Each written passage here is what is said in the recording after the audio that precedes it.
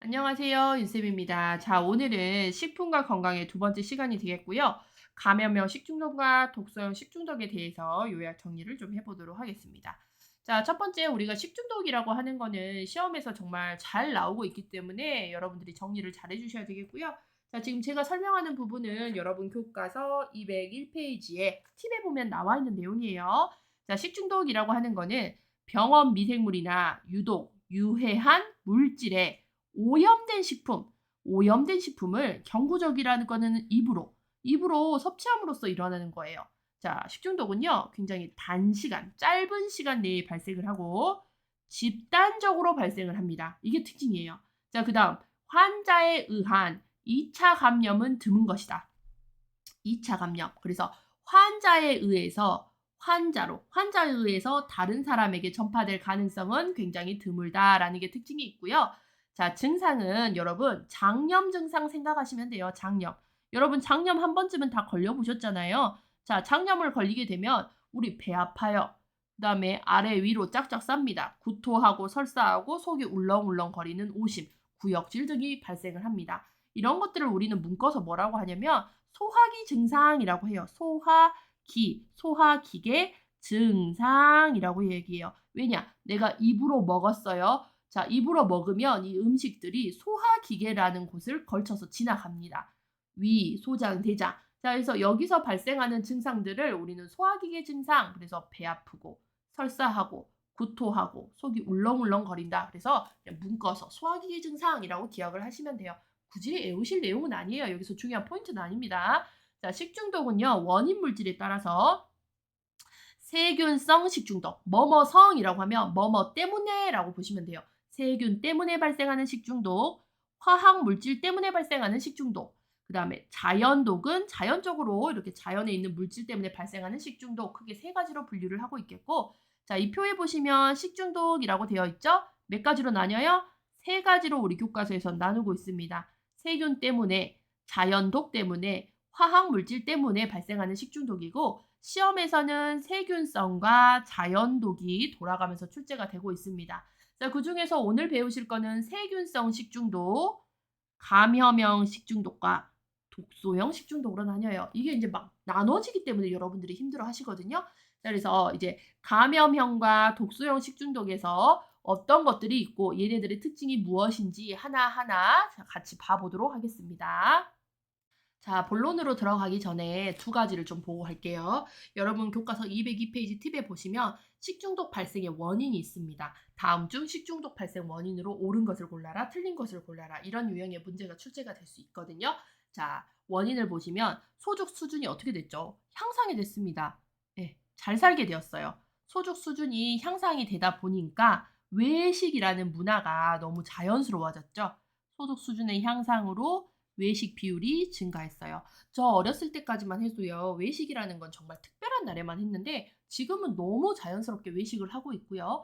그다음에 우리나라 무슨 민족이죠? 배달의 민족이라고 이야기를 하고 있잖아요. 배달이라는 것도 어찌 됐든 외부의 음식을 집으로 가져와서 먹는 거기 때문에 그것도 외식입니다. 그래서 이런 비율이 증가하다 보면 식중독은 훨씬 더 많이 발생을 할 수가 있어요. 어쨌든 바깥 음식이 좋은 건 아니다라고 얘기를 하는 거고요. 자, 그다음에 사회의 발달과 집단화에 따른 단체 급식이 증가를 하고 있습니다. 우리 애들 어린이집만 보내도 그 안에서 급식을 하잖아요. 그래서 이런 급식이 증가함으로써 식중독은 훨씬 더 잘 발생을 할 수가 있는 거고, 자, 소비자들의 식습관이 변해됐어요. 식습관. 서구화됩니다. 서구화된 문화. 자, 그 다음에 식품 무역이 증가를 하면서 해외에 있는 음식들이 들어오죠. 해외에서 음식이 들어와서 지금 같은 경우 뭐 마라탕 난리죠. 뭐 탕후루, 마라탕, 탕후루, 최근에는 막 두바이 초콜릿 이런 것들 다 해외에서 넘어온 것들. 이런 것들이 증가됨으로써 또 우리가 알게 모르게 식중독에 자꾸 노출이 되고 있는 거예요.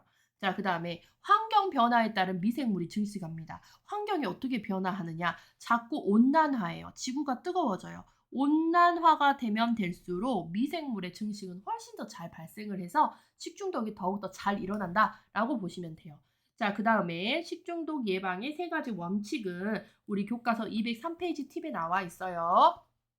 자, 세균을 묻히지 않는다. 우리 바닥에 떨어진 음식 3초 안에 주워서 먹으면 괜찮다고 들었잖아요. 근데 그거 괜찮지 않다고 합니다. 왜냐? 이미 세균이 묻어져 있기 때문에. 그래서 세균을 묻히지 않는 것이 식중독 예방에서 중요하고 자 그다음에 세균을 증식시키지 않아요. 증식시키지 않기 위해서 우리는 냉장고, 냉동 보관 이런 것들을 하고 있습니다. 자 그다음에 제일 중요한 거는 세균을 없애는 게 가장 중요하죠. 세균을 없앤다. 그래서 식중독의 3가지 원칙 요런 것들이 존재를 하고 있고요.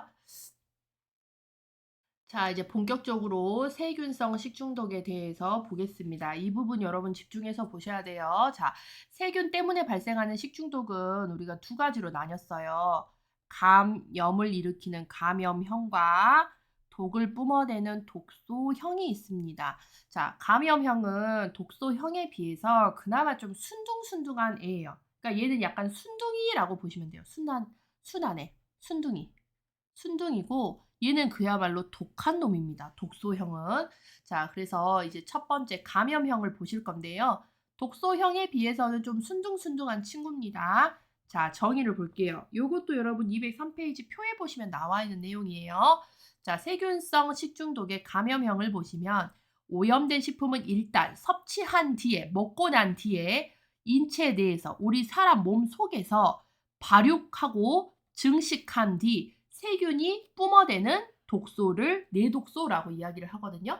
그러니까 안에 와서 문제를 일으키는 거예요. 안으로 들어와서. 바깥에 있을 때는 문제가 되지 않는데 이 음식을 섭취하고 나서 내 몸에 들어와서 얘네들이 뿜뿜뿜 독소를 내뿜기 시작합니다. 그래서 내독소 또는 균체 내독소라고 이야기를 합니다. 그래서 감염형의 독소는 내독소라고 이야기를 하고요.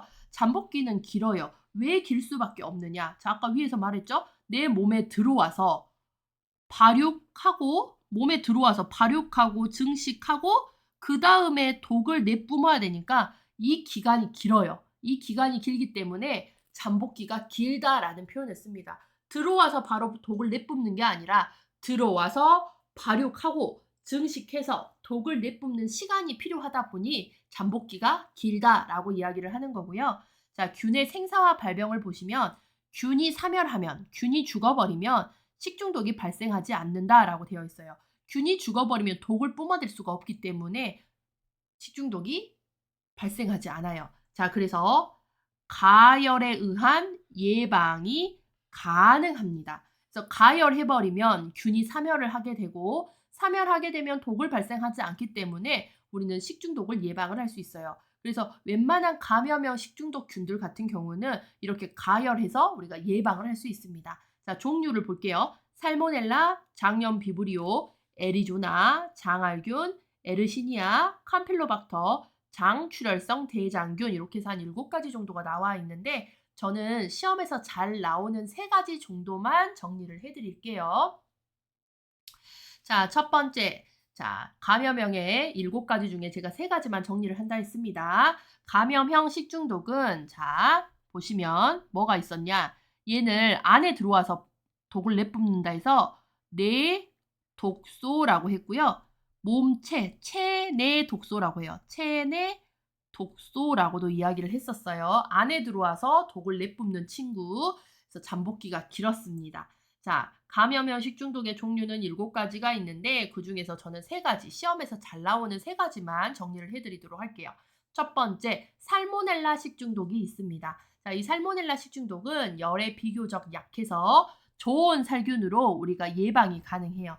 62에서 60도 정도에 30분 가열하면 웬만하면 사멸한다라고 이야기를 하고 있고요. 자, 포유류, 대표적으로 포유류 중에서 돼지고기를 들 수가 있겠고 자, 조류는 대표적으로 여러분 닭을 들 수가 있어요. 닭. 그다음에 날고기. 알은요. 닭이 낳는 알, 달걀, 계란. 달걀을 들 수가 있어요. 이런 것들이 원인 식품이 됩니다. 우리나라에서 정말 흔하게 먹는 닭고기, 달걀, 그다음에 돼지, 고기들이 문제가 되고 있습니다. 자, 원인 식품으로부터 2차 오염되기 쉬운 샐러드. 자, 샐러드는 풀떼기들을 얘기를 하잖아요. 특히 닭을 풀어놓고 키우죠, 여러분. 닭을 풀어놓고 키우게 되면 이렇게 살모넬라에 감염된 닭들이 이 풀밭에서 응가를 싸게 돼요. 응가를 싸게 되면 그 응가에 오염된 풀떼기들이 샐러드인 거죠. 이런 풀떼기들을 제대로 씻어 먹지 않게 되면 이 샐러드에 붙어있던 살모넬라균이 우리 사람에게 들어와서 문제가 됩니다. 왜냐하면 이런 포유류, 닭 이런 것들을 다 풀어놓고 키웠을 때 얘네들에 의해서 풀떼기, 샐러드가 될 수 있는 풀떼기들이 오염이 될 수가 있겠고 그로 인해서 이 풀떼기들을 먹는 사람이 문제가 될 수가 있는 거예요. 그래서 샐러드 등의 조리식품도 위험성이 크다라고 이야기를 하고 있지만 우리가 여기서 이제 대표적으로 기억해야 되는 거는 닭고기, 돼지고기, 달걀 요 정도를 생각을 하시면 될 것 같아요. 자, 우리나라는요. 돼지고기로 인해서 살모넬라가 가장 많이 발생을 했다라고 보시면 돼요. 돼지고기. 그래서 우리나라는 돼지고기 원인이 가장 많다라고 이야기하고 있어요. 왜냐? 우리나라 사람들 뭐 좋아하죠? 삼겹살 엄청 좋아하잖아요. 삼겹살의 소비가 엄청나잖아요. 그로 인해서 원인으로 돼지고기가 가장 많이 손꼽히고 있고요.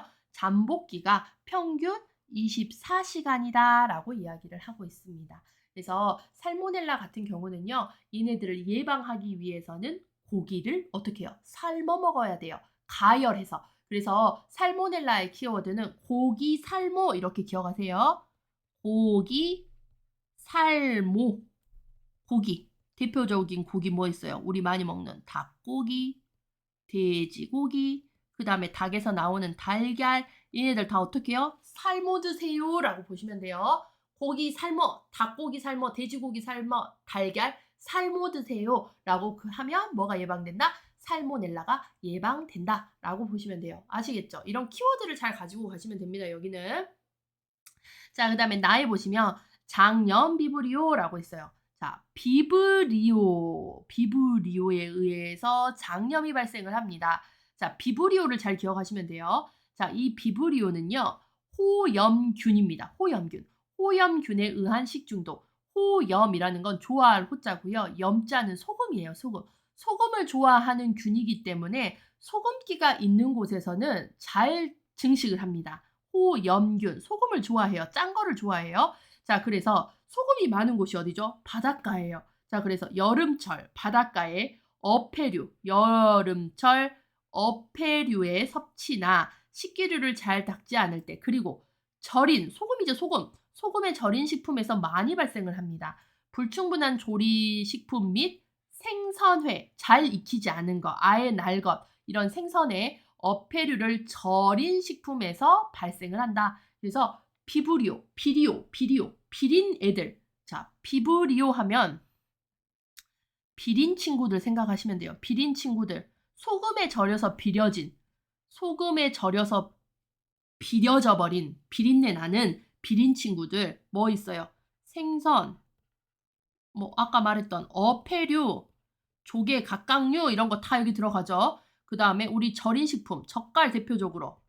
요새 막 명란젓 이런 것도 난리잖아요. 젓갈 이런 것들이 대표적으로 장염 비브리오를 유발한다. 그래서 비린 친구들, 바닷가에 사는 비린 친구들. 얘네들은 소금을 좋아하고 소금, 생선, 어패류, 젓갈, 소금을 좋아하는 거를 호염균이라고 이야기를 하죠. 자, 그래서 키워드는 비린 친구들을 생각을 하시면 돼요. 그래서 이 장염 비브리오는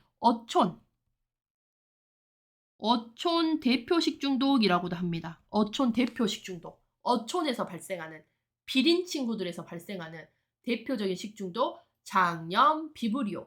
비리오 이렇게 기억하셔도 돼요. 비린 친구들에서 발생을 합니다. 그래서 얘 또한 열에 약하여 예방이 가능해요. 그래서 이렇게 장염 비브리오가 심하게 유행을 할 때는 어패류 같은 것들 먹을 때 생선회 같은 날 것들로 먹는 것이 아니라 푹 익혀서 먹으면 예방이 가능하다라고 이야기를 하는 거예요. 자, 장염 비브리오는 비린 친구들, 어촌에 사는 어촌 대표 친구들을 생각을 하시면 되겠습니다. 그래서 어촌 대표에서 많이 발생하는 식중독, 어촌 대표 식중독이 장염 비브리오, 비린 친구들에 의해서 발생을 해요. 아시겠죠?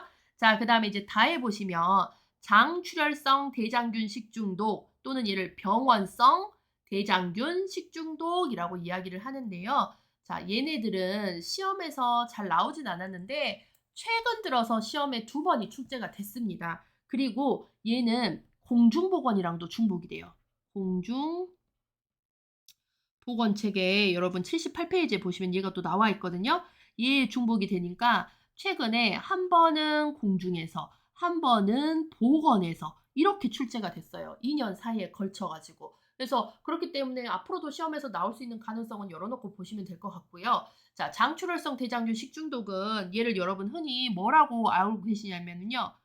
5157균, 5157 균이라고도 많이 알고 있고요. 또는 햄버거 병으로도 알고 있어요. 햄버거 병이라고도 알고 있는 분들이 있을 거예요. 그게 장출혈성 대장균 식중독입니다. 얘를 일으키는 원인 식품이 뭐냐면은요. 자, 햄버거라고 지금 책에 나와 있을 거예요. 여러분 책 202페이지 마지막 틈에 보면 있어요. 햄버거를 먹은 아이들이 복통, 설사, 구토 등 증상으로 집단으로 호소할 수 있다라고 되어 있는데 여기서 이 햄버거는 햄버거를 만들 때 우리 소고기 패티 쓰잖아요. 소고기 패티.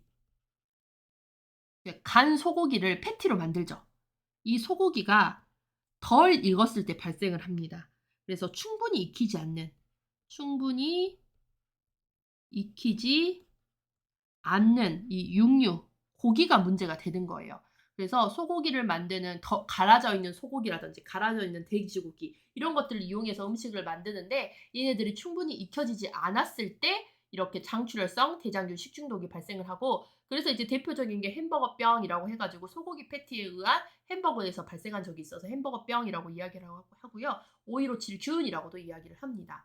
그래서 얘네들은 이렇게 소화기계 증상을 호소를 해요. 복통, 설사, 구토죠. 구통이 아니라 구토가 발생을 하고 그다음에 이제 뭐 혈변을 쌓아요. 예, 장출혈성이기 때문에 혈변을 보기도 하지만 정말 심각하게 넘어갔을 때는 밑에 보이는 용혈, 요독 증후군이라고 하거든요. 요독. 이게 어디가 망가지는 거냐면 신장, 콩팥.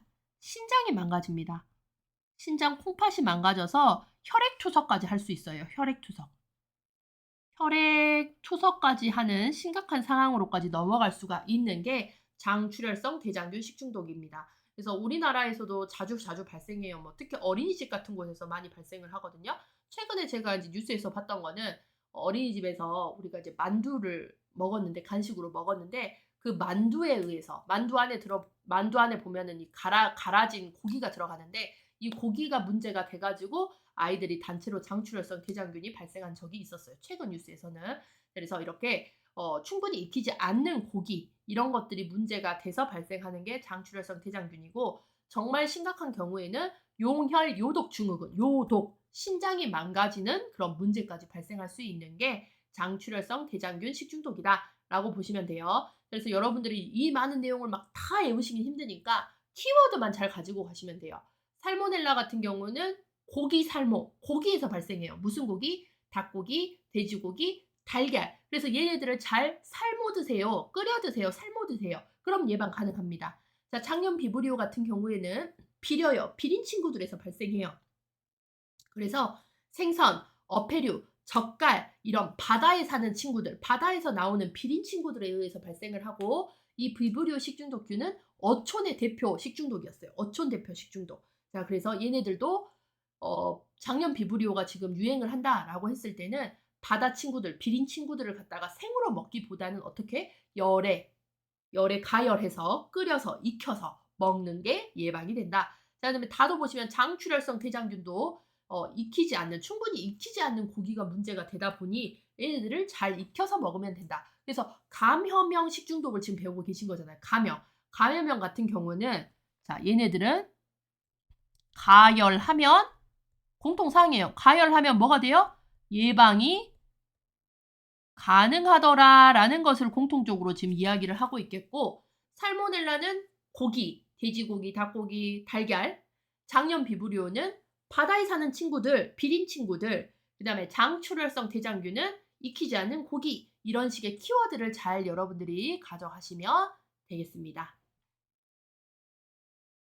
자, 이제 독소형을 볼게요. 자, 우리가 지금 어디를 공부를 하고 계시는지 좌표를 잘 찾으셔야 돼요. 자, 우리 지금 세균 때문에 생기는 세균성 식중독을 공부를 하고 계시고요. 이 세균 때문에 발생하는 식중독은 두 개예요. 감염을 일으키는 감염형과 독소형이 있었어요. 감염형은 그나마 조금 더 순둥순둥한 애예요. 자, 그래서 몸에 들어가서 발생을 한다 해서 내독소라고 이야기를 하고 자, 이제 이 독소형을 배우실 건데 독소형은 독해요. 그야말로 독한 놈입니다. 그래서 얘는 뭐라 하냐면 반대로 외독소라고 이야기를 해요. 자, 이제 볼게요. 자, 독소형은 독한 놈인데 자, 정의를 보시면 식품 섭취하기 전에 이미 세균의 식품이 오염돼 있어요. 그래서 바깥에서부터 독소를 내뿜고 있습니다. 음식에 붙어서 이미 독소를 뿜뿜뿜 뿜어대고 있는 것들이 독소형이에요. 그러니까 독하죠. 그래서 균체 외 독소, 이미 바깥에서 생성된 독소를 가지고 내 몸에 들어오는 거기 때문에 외 독소라고 이야기를 해요. 이미 식품을 섭취하기 먹기 전부터 이미 그 음식에서 얘네들은 독소를 내뿜고 있는 게 독소형이고요. 그 다음에 감염형은 얘네들이 들어와서 감염형 같은 경우는 안으로 들어가서 발육, 증식해서 독을 내뿜고 그쵸? 근데 이제 독소형은 이미 바깥에서 만들어져서 들어오자마자 뭘 뿜어요? 독소를 내뿜습니다. 자, 그렇다 보니 얘네들 같은 경우 잠복기는 짧다라고 이야기하죠. 들어오자마자 독을 내뿜기 때문에 잠복기가 굉장히 짧아요. 독소는 당연히 외독소가 되는 거고요. 자, 균의 생사와 발병을 보시면 생균이 전혀 없어도 발생할 수 있습니다. 균이 없어도 그러니까 살아있는 균이 없어도 그냥 죽어있는 균에서도 독이 뿜어져 나오기 때문에 발생할 수 있어요. 그래서 독한 놈이라고 얘기를 하는 거예요. 죽어있는 균만 들어와도 독을 내뿜고 있기 때문에 존재 자체만으로도 독해요. 자, 그래서 생균이 전혀 없어도 살아있는 균이 전혀 없어도 얘네들은 발생을 할 수가 있겠고 자, 그렇다 보면 가열, 888 끓인다고 해서 예방이 될까요? 예방이 안 되는 경우가 많다. 그러니까 얘는 그냥 안 먹는 게 가장 답이라고 보시면 될 것 같아요. 안 먹는 게 가장 좋아요. 자, 근데 우리가 그걸 다 알 수는 없잖아요. 자, 그래서 예방이 안 된 경우가 많습니다. 자, 종류는 얘는 적어요. 포도알균, 웰치균, 보툴리누스균 이렇게 해가지고 세 가지가 있습니다. 자, 얘네들 세 가지의 특징을 한번 볼게요. 자, 독소형 식중독이라는 거는 우리 바깥에서 문제를 일으킨다겠죠? 그래서 외독소, 체외 독소, 이미 바깥에서부터 독을 만들어서 들어오기 때문에 잠복기는 짧다라고도 이야기를 했었어요. 자, 그 다음에 너무 독하기 때문에 끓여도 예방이 안 되는 경우가 많은 친구들이 독소형이었습니다. 이런 것들이 이제 공통적인 사항인 거고 자, 독소형 식중독에서 포도알균 식중독, 포도상구균이라고 해요.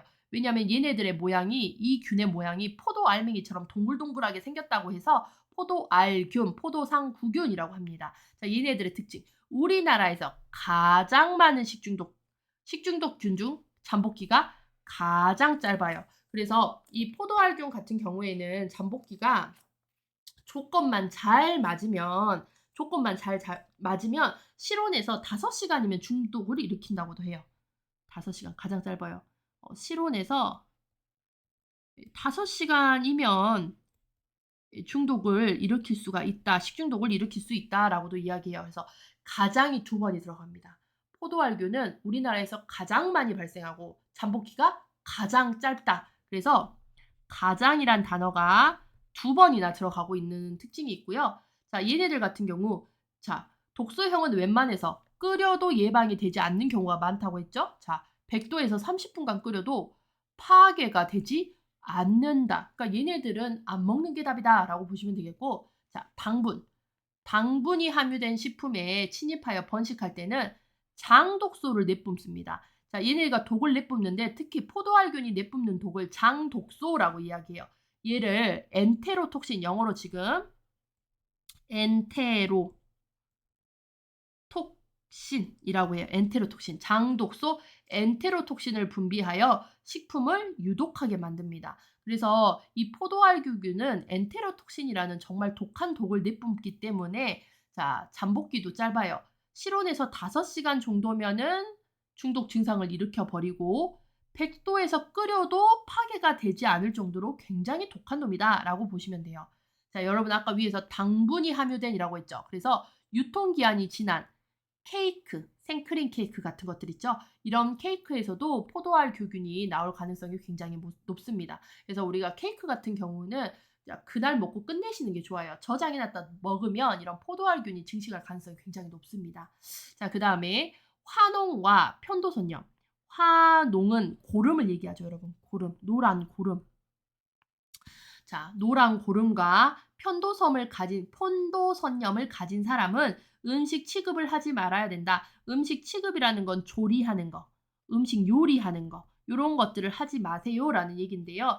이 화농을 일으키는 노란 고름을 일으키는 원인도 포도알이고요. 그 다음에 편도선염을 일으키는 균도 포도알균입니다. 그렇기 때문에 화농성 고름을 가지고 있는 사람은 현재 포도알균을 가지고 있는 사람이고, 편도선염을 가지고 있는 사람들도 포도알균을 가지고 있는 사람들인데, 이 사람들을 음식이 조리를 할 경우 이 사람들에 있는 포도알균 식중독균이 그 음식에 들어가서 다른 사람을 또 감염시킬 수 있겠죠. 자, 그렇다 보니 우리가 화농과 편도선염을 가진 사람은 음식을 취급하지 말아야 한다라고 이야기를 하고 있습니다. 그래서 포도알균 식중독에서 제일 중요한 키워드는요, 여러분 요 엔테로톡신 장독소. 요거를 좀 잘 기억을 해주시면 되겠고, 가장이란 단어가 2번씩 들어가고, 그 다음에 케이크라는 단어도 잘 등장을 하고 있습니다. 그래서 이런 키워드들만 잘 가져가셔도 문제는 충분하게 푸실 수 있어요. 자, 그다음에 나에 보시면 보툴리누스 중독이라고 되어 있죠. 보툴이라는 거는요, 여러분 보툴 뭐예요? 통이잖아요, 통. 통에 들어있는 것들에서 문제가 돼요. 보툴리누스 중독은 통에 들어있는 것이 문제가 되는데, 자, 이 보툴리누스는요, 사망률이 가장 높은 식중독. 이거를 다른 말로 치사율이 높다라고도 표현을 합니다. 사망률이 높다는 치사율이 높다. 죽을 가능성이 높아요. 이 중독에 의해서. 자, 그 다음에 보틀에 들어있는 식품이 문제가 되는데, 자, 보틀, 통조림, 깡통에 들어있죠?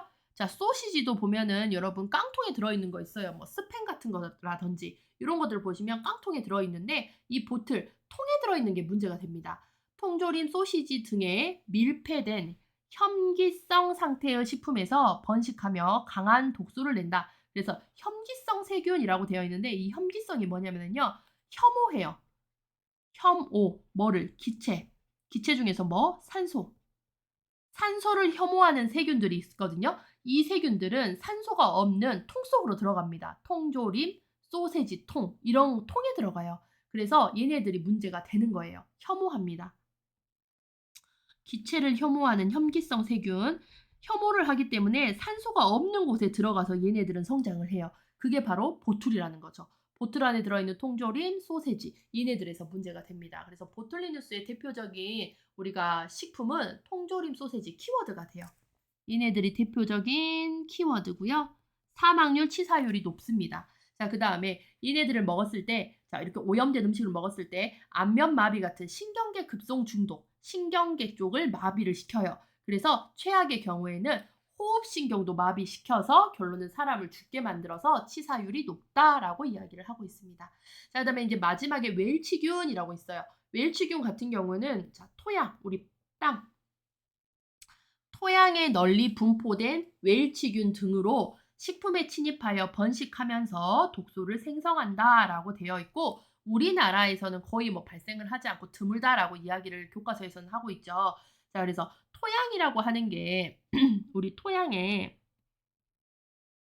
풀들이 자라고요. 그 다음에 이 토양 위를 뛰어다니는 닭이라든지, 닭 같은 것들. 그래서 닭이 이 웰치균에 오염된 토양을 쪼아먹게 되면 닭 몸속에 웰치균이 들어가게 되고, 이 닭을 조리해서 먹은 사람에게까지 웰치균이 들어올 수가 있겠죠. 그 다음에 웰치균에 오염된 토양에서 자란 풀을 먹은 뭐 돼지라든지 소라든지, 그 다음에 그걸 최종적으로 잡아먹는 사람에게도 웰치균이 전파가 될 수 있다라고 보시면 돼요. 그래서 토양이 얘는 대표적인 키워드가 됩니다. 자, 그 다음에 여기 보시면 그림에 제가 요거 보이시죠? 이 음료수 한 번쯤 다 보셨을 거예요. 웰치스라는 음료수인데 시험 문제가 이런 식으로 나와요. 다음 중 독소형 식중독이 맞는 것은 아닌 것을 고르세요. 이런 유형의 문제가 나오거든요. 왜냐면 우리가 지금 식중독을 배우고 계시잖아요. 식중독에서 지금 뭘 배우고 있으시죠? 식중독에서 우리가 세균성 식중독을 지금 배우고 있죠. 세균성 식중독을 배우고 계시고요. 얘네들이 감염형과 독소형 이렇게 두 가지가 있고 감염형은 7가지. 얘는 3가지가 있어요. 그럼 얘네들 섞어 놓고요. 다음 중 감염형 식중독으로 맞는 것을 고르세요. 독소형 식중독으로 맞는 것을 고르세요. 뭐 틀린 것을 고르세요. 이런 식의 유형이 나올 수가 있어요. 그러면 우리가 7가지 많은 것보다는 애울 수 있는 요 3가지를 선택적으로 애우시면 돼요. 7가지를 다 애우기보다는 요 3가지만 애우셔도 충분하게 문제는 걸러내실 수가 있거든요. 자, 그래서 요 3개 뭐예요? 포도알구균, 보툴리누스, 웰치균인데 자, 저는 학생들한테 요렇게 애우시라고 했어요. 요 깡통 보이시죠? 요 그림 잘 생각하시면 돼요. 자, 요거 음료수 이름 뭐예요? 웰치스죠. 웰치균. 무슨 맛이에요? 포도맛. 뭐에 들어있어요? 깡통. 통에 들어있습니다. 예, 포도맛 웰치스는 어디에 들어있어요? 보틀에 들어있다. 이렇게 기억하시면 되거든요. 그래서 저는 학생들이랑 독소형은 이렇게 외웠습니다. 자, 포도맛 웰치스는 깡통 보틀에 들어있는데 얘는 독이다 라고 이렇게 외웠어요. 자, 그러면 우리가 여기서 볼 수 있는 게 뭐가 있느냐 보세요. 포도상구균, 웰치균, 보툴리누스균 얘는 뭐다? 독소형이다 이렇게 정리가 될 수 있어요. 자, 그러면 우리가 세균성 식중독의 독소형까지는 애울 수가 있는 거죠. 포도맛, 웰치스는 보틀에 들어있는데 독이다 이렇게 하면은 다음 중 감염형 독소가 맞는 것을 고르세요. 독소형이 아닌 것을 고르세요. 이런 식의 유형의 문제가 나왔을 때 충분하게 걸러낼 수 있습니다. 자, 그래서 여러분 포도와 웰치스는 보틀에 들어있어요. 근데 얘네들은 독입니다. 이렇게 기억을 하시면 돼요. 아시겠죠? 자, 외우는 방식을 제가 이렇게 설명을 드렸습니다. 자, 그 다음에 이제 식중독 예측 지도라고 해서 여러분 교과서 204페이지에 보시면 나온 내용이에요. 얘 같은 경우에는 교과서에 들어온 지 조금 되긴 했어요. 한 3년 정도는 된 것 같은데 아직까지 시험에는 출제가 된 적은 없어서 언젠가는 나올 거다라고 예상하고 있는 문제 유형이거든요. 그래서 알고는 계셔야 돼요. 나온 적은 없지만 알고는 계셔야 돼요. 언젠가는 나올 수 있는 가능성이 있기 때문에. 자, 그러면 얘를 한번 보겠습니다. 자, 식중독 예측 지도라고 하는 거는 여러분 책에 보시면 그 참고 박스에 보면 있어요. 자, 건강보험 빅데이터. 이거 국민건강보험공단을 얘기해요. 건강보험 빅데이터와 식중독 발생 정보, 그 다음에 기상 환경 정보, 기상 정보 뭐가 들어가냐면요. 온도, 여러분 배웠죠? 습도, 그 다음에 강우량 이런 것들을 조합해요. 기상 정보나 환경 정보, 그 다음에 SNS, 뭐 페이스북, 여러분 하나 뭐 인스타, 뭐 이런 사회 관계망 서비스 빅데이터들을 이렇게 조합해서 누구나 알기 쉽게 지역별 발생 위험 정도를 눈으로 시각화하여 지도 형태로 보여주는 거. 여기 보시면 이거 보시죠. 식중독 예측 지도라고 해서 제가 가져왔죠. 이것도 한눈으로 이렇게 볼 수 있도록 식중독 예측 지도를 정보를 제공을 하고 있습니다. 자, 그래서 얘는 시군구 단위로 당일 기준 2일 후까지 식중독 발생 위험 정보예요. 그래서 이거 들어가서 보시면은 이렇게 각 지역별로 있고요. 이 지역을 클릭을 하잖아요. 그러면 시군구 단위로도 식중독 예측을 볼 수가 있어요. 그리고 2일 후까지도 보는데 제가 지금 12월 12일 날 오늘이었거든요. 그러면 내일 모레의 정보까지도 우리가 볼 수 있습니다. 2일 후의 정보까지도 이 지역에서 식중독 발생 위험도가 어느 정도인지를 확인을 할 수 있는 게 식중독 예측 지도예요. 여러분도 한번 검색해서 들어가서 한번 봐보세요. 본 거와 안 본 거는 차이가 굉장히 크거든요. 한번 봐보세요. 그래서 얘네들은 관심, 주의, 경고, 위험 4단계로 구분하여서 각 단계별 식중독 예방을 위한 행동 요령도 제공을 하고 있습니다. 그래서 여러분들이 이제 기억하셔야 되는 게 뭐냐? 자, 시험 문제가 지금 여러분 문제은행에도 이게 나와 있어요. 결론은 이 표를 외워야 풀 수 있는 문제인데 설마 이걸 낼까 싶기는 해요. 왜냐면 외우기 너무 빡세니까. 그래도 한번 들어본 거와 안 들어본 거는 차이가 있으니까 여러분 들어봤다 정도만 가져갑시다. 자, 그래서 관심은 이렇게 청색으로 표시가 돼요. 청색. 그다음에 주의는 이렇게 녹색. 그래서 지금 제가 가져온 그림은 다 무슨 색이죠? 이렇게 녹색이죠. 녹색 무슨 단계? 주의 단계입니다. 그래서 전국이 지금 다 주의 단계. 식중독 주의해 주세요라고 하는 그 단계예요, 현재는. 자, 그다음에 황색은 경고, 빨간색은 위험입니다. 자, 그래서 이제 관심 단계에서 이제 지수 구간도 있는데 지수 구간까지 하기엔 너무 벅찰 것 같지만 자, 아무튼 55, 71, 86, 100 이렇게 끊어서 보시면 될 것 같고요. 자, 관심 단계에서는 행동 요령이 어떻게 되는지 볼게요. 화장실 사용 후, 외출 후, 조리를 시작하기 전후 등 손을 깨끗이 씻는다. 결론은 관심 단계에서는 손 잘 씻으세요 라는 걸 이야기해요. 관심은 손. 자, 그 다음에 주의 단계는요. 음식물을 85도 이상에서 1분 이상 가열 조리하고 채소 및 과일 위에 비가열 식품은 흐르는 물에 깨끗이 씻어 섭취한다. 그래서 결론은 음식을 먹을 때 가열을 하거나 씻어서 드세요라고 하는 거예요. 아시겠죠? 주의 단계에서는. 자, 경고에서는 식품 용수는 가급적 수돗물을 사용하고 수돗물이 이제 가장 깨끗하게 정화가 된 물이잖아요. 그렇기 때문에 수돗물을 권장하고 있어요. 막 이렇게 강물, 계곡물 이런 거 그냥 막 떠서 드시지 말고 안전한 수돗물 드세요라고 하는 거예요. 수돗물을 사용하고 지하수 같은 경우는 반드시 끓여서 마시며 조리도구는 충분히 세척한 후에 소독하셔라라는 거죠. 그러니까 물 사용, 그다음에 조리기구 같은 거 깨끗하게 사용하세요라는 걸 이야기를 하고 있습니다.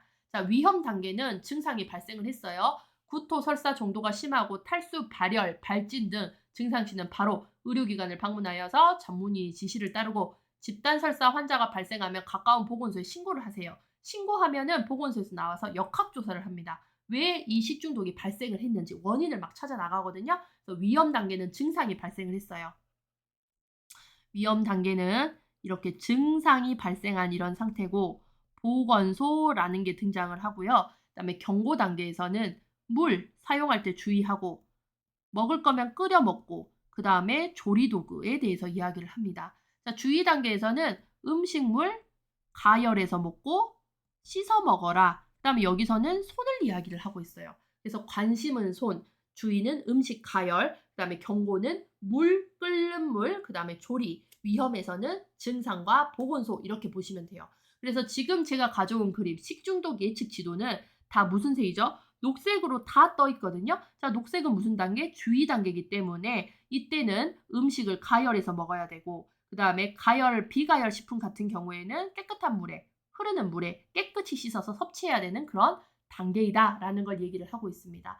그래서 식중독 예측 지도 같은 경우는 아직까지 시험에 나온 적은 없지만 교과서에 들어온 지 얼마 되지 않은 내용이기 때문에 앞으로 시험에 나올 가능성이 좀 있는 친구들이에요. 그렇기 때문에 여러분들이 완전히 달달달 외우시기보다는 이거 나 들어봤어 정도는 좀 관심을 가져야 되는 부분이다 라고 보시면 돼요. 관심은 청색, 주의는 녹색, 경고는 황색, 위험은 붉은색. 관심 단계에서는 손 잘 씻으세요. 주의 단계에서는 음식을 먹을 때 가열해서 먹거나 물에 씻어서 먹거나 하세요. 경고 단계에서는 웬만하면 수돗물 끓여서 마시세요. 그다음에 조리할 때 조리도구 잘 소독하세요. 위험 단계에서는 이미 이제 증상 같은 것들이 발생이 되고 보건소 신고하세요라고 보시면 되겠습니다. 자, 그래서 여러분 죄송해요. 여러분 여기까지 해서 우리 감염형 식중독, 독소형 식중독에 대한 요약 정리는 마무리하도록 하겠습니다. 수고하셨습니다.